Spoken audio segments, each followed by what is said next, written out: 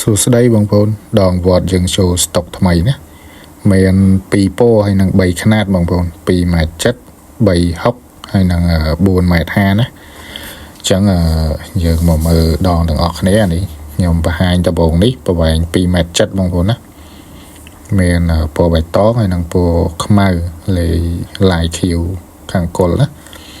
ញ្ចឹងចំពោះដងនេះលាយតកុលទេណាបងប្អូនដល់ពេលយើងហូតមក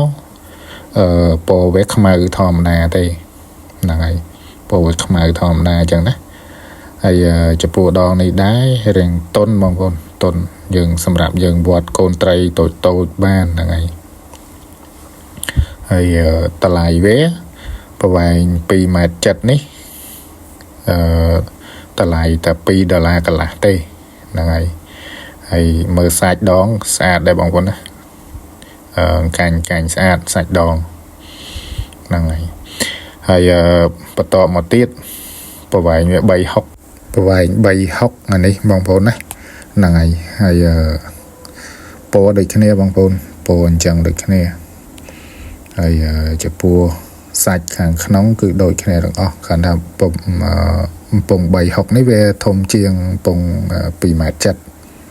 ហ្នឹងហើយវារាងវែងជាងណាហើយចំពោះសាច់ដងគឺដូចគ្នាខាងក្នុងហូតចេញមកដូចគ្នាពណ៌ខ្មៅក្រើមកលាក្រើមអញ្ចឹងដូចគ្នាណាទាំងពីរប្រភេទទាំងពីរពណ៌ហ្នឹងចុងវាអីដូចគ្នាទាំងអស់អត់មានខុសគ្នាទេហើយមួយទៀត4.5 ម៉ែត្រអញ្ចឹងយើងមើល4.5 ម៉ែត្រម្ដងនេះប្រវែង4.5 ម៉ែត្របងប្អូនណាប្រវែង4.5 ម៉ែត្រពណ៌ដូចគ្នាកាន់តែវែងជាងមុនពងវាក៏ធំជាងមុនដែរហើយចំពោះសាច់ក្នុងគឺដូចគ្នាដែរខ្មៅក្រើមកលាក្រើមចឹងដូចគ្នាកាញ់ចឹងណាកលារាងកាញ់ក្រើមចឹងដូចគ្នាទាំងពីរពណ៌ហ្នឹងណាហើយចំពោះតម្លៃខ្ញុំអត់បានបញ្ជាក់3ហុកនោះតម្លៃវា$3បងប្អូនហើយចំពោះ4.5 ម៉ែត្រនេះតម្លៃវា$3កន្លះហ្នឹងហើយ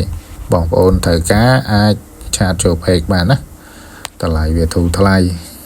ហើយបងប្អូនចុងវាចុងតាន់ប្រភេទចុងតាន់ណាចុងតាន់លាស់ស្វិតចុងវាណាអត់ងាយបាក់ទេបងប្អូនត្រូវការអាចតាក់ទងចូល page បានណាហើយខ្ញុំតាក់ទងមក Telegram ខ្ញុំផ្ទាល់ក៏បានដែរអត់អីទេបងប្អូនណាតាក់ទងតាម page ក៏បានចូល Telegram ក៏បានអរគុណច្រើន